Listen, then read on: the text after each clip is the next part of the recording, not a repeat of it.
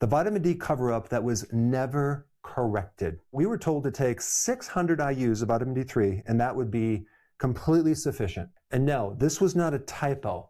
This was a systemic error that was exposed in 2014. Yet, it's still not corrected. And once you understand who made the error and who keeps benefiting from keeping it that way, it'll all make sense. You will no longer look at this like an error or a mistake. I mean, just take a look at the consequence of what's happening right now. Keeping the vitamin D at 600 IUs to about 1,000 IUs. Doctors will tell you it's good for bone health, it's good for your immunity, it's good for overall well-being. But years ago, when they evaluated vitamin D, there was a so-called error that wasn't actually found initially until several years later. And I'm not going to go deep into how they made the error. I'll put a link down below if you want that information. But the numbers they were looking at, they weren't looking at individuals. They were looking at study averages, making certain assumptions that everyone responds the same with vitamin D.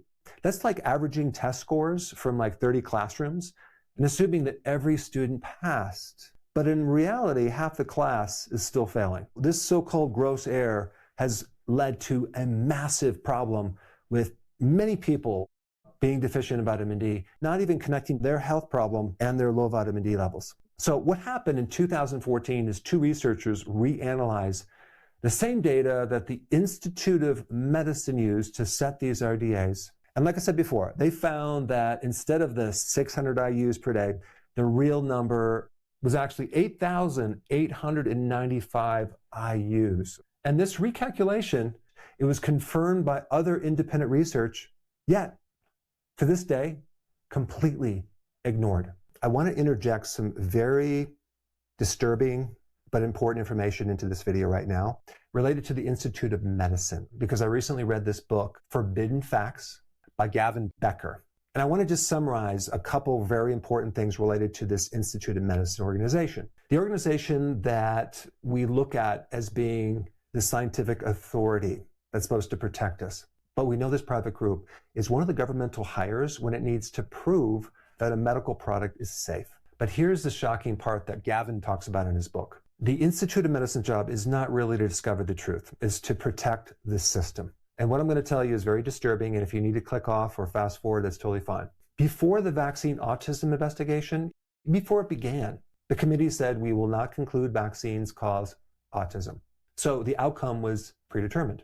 One of the best examples how the Institute of Medicine works is Agent Orange. The government knew this was toxic in 1969. Well, number one, they hid the data, and then they hired the Institute of Medicine. And for decades, the Institute of Medicine repeatedly issued the same conclusion. More studies are needed. How many times do you hear that with so many different things? Meanwhile, soldiers are dying, families are suffering, and the truth is buried. Decades later, an admiral who ordered the spraying, whose own son died from it, testified that the government and industry manipulated or withheld evidence, and the Institute of Medicine played a key role.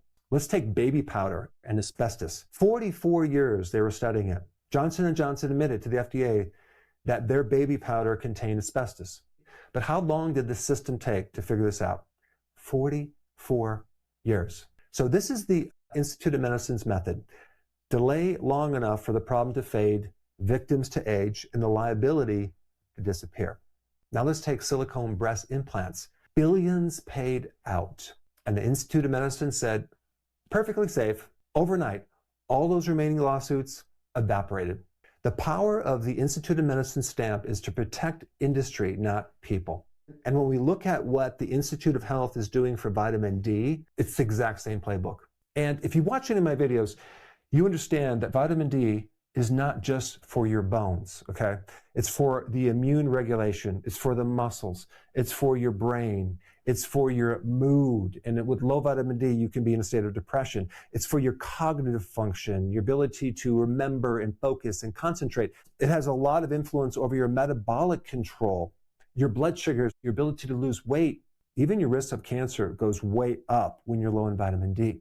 And to this day, doctors still are going off these guidelines that are based on this so-called error from years ago, using this very tiny number, 600 IUs, for millions of people.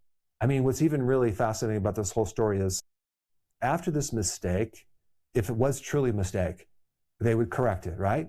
But not only have they not corrected the mistake, they double down and they're actually really insisting that no, that we're going to keep it like this.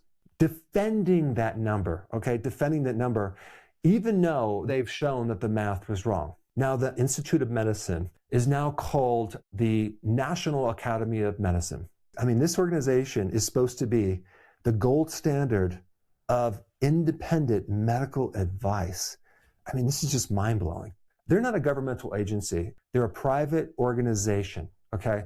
They do fundraising. And yes, they take money from the government, but they also take it from private donors, including industry. So we have the same industry that is setting the RDAs for vitamin D, accepting millions from Coca-Cola, Nestle, Pepsi-Cola, big pharma companies, the Sackler family who own Purdue Pharma. I mean, they took over $19 million from the opioid manufacturers before releasing these pain guidelines that encourage wider prescribing. So the question is not whether they made a mistake.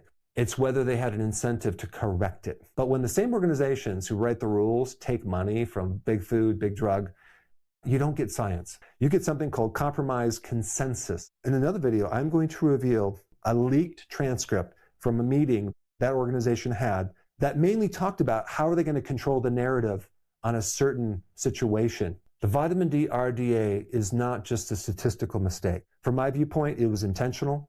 It was a structural failure. And it hasn't been fixed because the system that created it doesn't want it to be fixed. How much sun exposure would you have to get 600 IUs?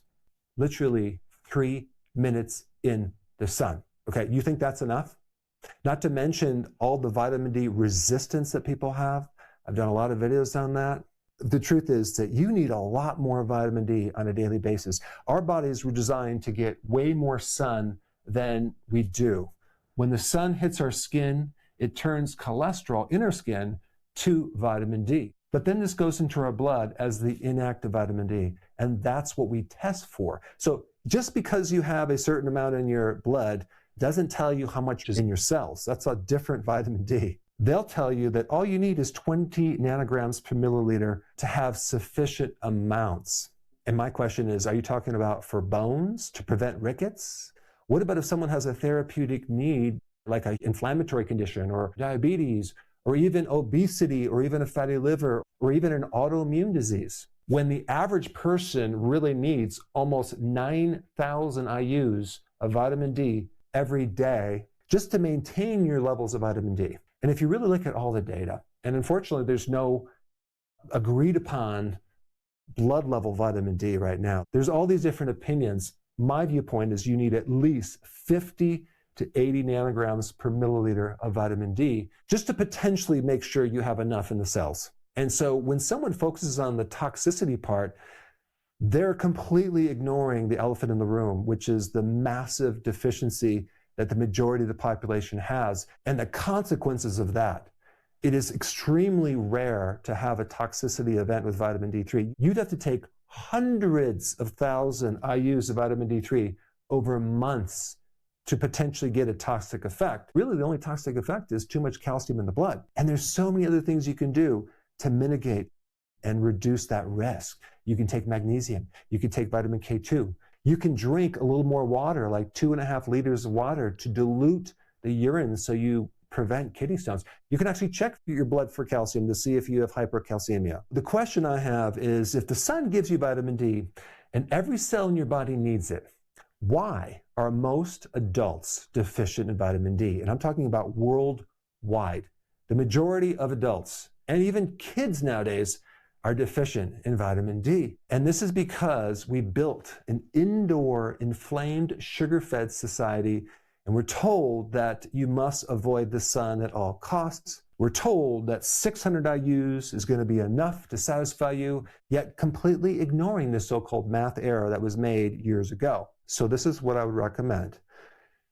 Start getting more sun. In the winter or in the days you don't get enough sun, take a vitamin D3.